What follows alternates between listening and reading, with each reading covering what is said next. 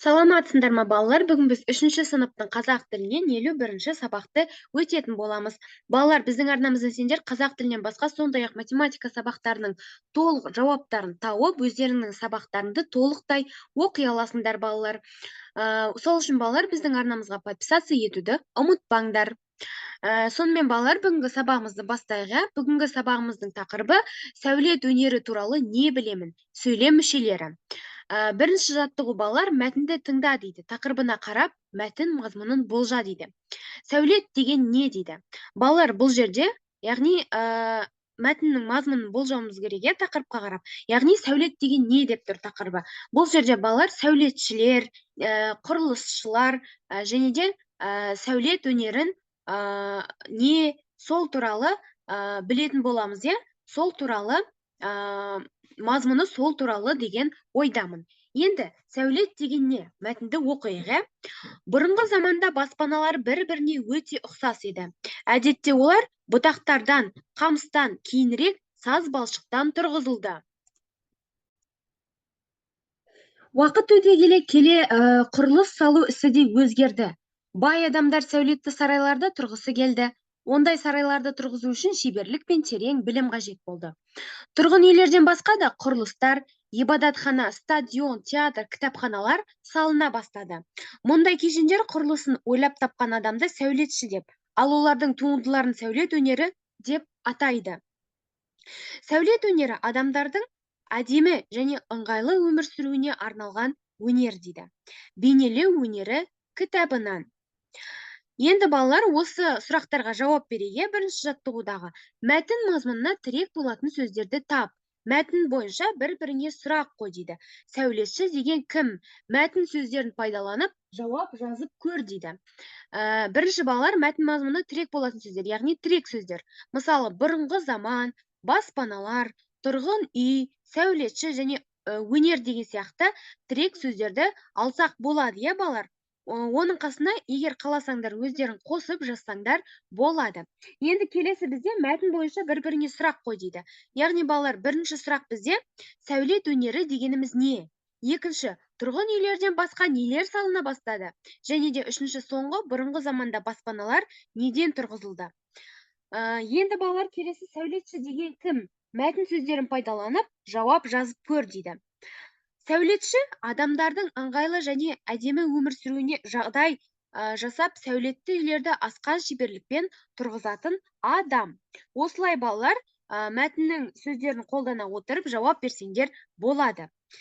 Енді келесі бізде балалар екінші жаттығу. Сөйлемдердің тыныс белгісін дұрыс қойып жаз. Адамдар баспана салды, баспаналар бір-біріне ұқсас болды. Кейін тұрғын үйден басқа да құрылыстар салына бастады. Сөйлем туралы білетініңді еске түсір дейді. Бұл жерде балалар, бірінші, сөздер мағыналық жағынан бір-бірімен байланысты болады. Аяқталған ойды білдіреді. Бірінші сөзі бас әріптен бастап жазылады. Төртінші, соңына не нүкте, не сұрақ белгісі, не леп белгісі қойылады. Сөйлемдерде неше сөз барын анықта, алғашқы сөйлемдегі сөздерге сұрақ қой дейді.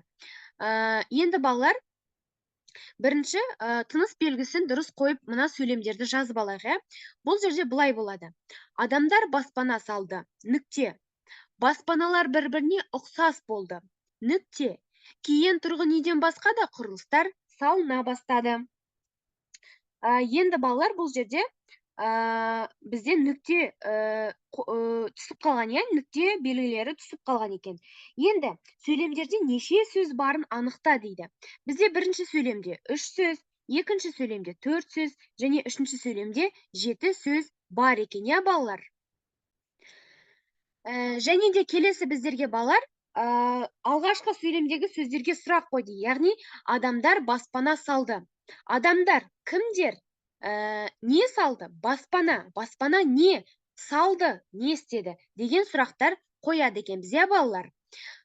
Келесі бізде сөйлем құрамындағы нақты сұраққа жауап беріп тұрған толық мағыналы сөздерді сөйлем мүшелері дейміз. Мысалы, балалар, Айдын мектепке келді.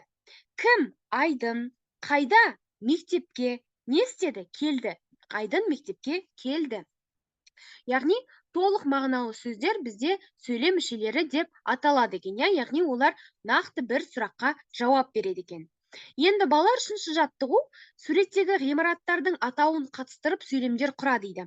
Яғни балалар бұл жерде ғимараттар берілген, иә, әртүрлі, мысалы бәйтерек деген сияқты, цирк деген сияқты.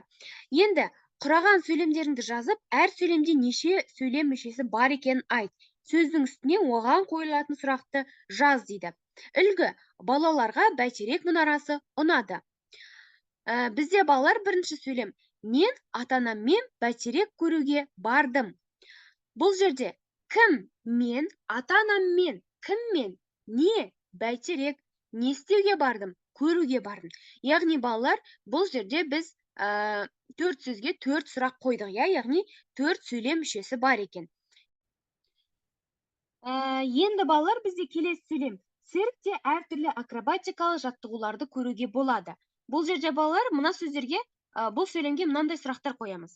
Циркте, яғни циркте қайда? Әртүрлі акробатикалық қандай жаттығуларды, нелерді көруге болады, не істеуге болады? Жаттығуларды не істеуге болады, яғни көруге болады, иә. Бұл жерде балалар, бізде төрт сөйлем мүшесі бар екен, иә. Төрт сұрақ қойып тұрмыз.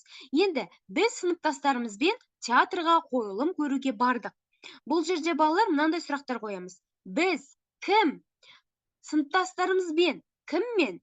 Театрға қайда? Қойылым не? Көруге бардық. Не істеуге бардық? Яғни балалар осындай сұрақтар қояды екенбіз, иә балалар. Келесі бізде төртінші жаттығу: жақшадағы сөздерді сөйлемнің мазмұнына қарай өзгертіп, мәтінді көшіріп жаз дейді. Алматы хайуанаттар бағына келушілер туғанда жүзіп жүрген ләйлек қызыға қарайды. Ләйлек көк құтанға ұқсайды, бірақ ләйлек қауырсыны ашық түсті болып келеді, әрі бойы да биік. Яғни балалар, бұл жерде әртүрлі қосымшаларды жалғап біз жазуымыз керек екен, иә. Екінші сөйлемде неше сөйлем мүшесі бар екенін тап дейді. Бірінші балалар, біз жақшаны ашып жазып алайық. Алматы хайуанаттар бағына келушілер тоғанда жүзіп жүрген ләйлекке қызыға қарайды. Ләйлек көк құтанға ұқсайды, бірақ ләйлектің қауырсыны ашық түсті болып келеді, әрі бойы да биік.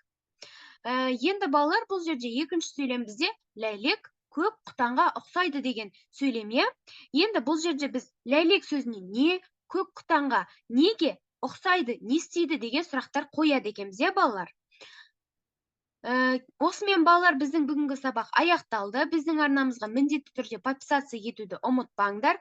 Біздің арнамыздан сендер өздеріңіз деп таппаған барлық тапсырмалардың толық жауаптарын міндетті түрде табасыңдар.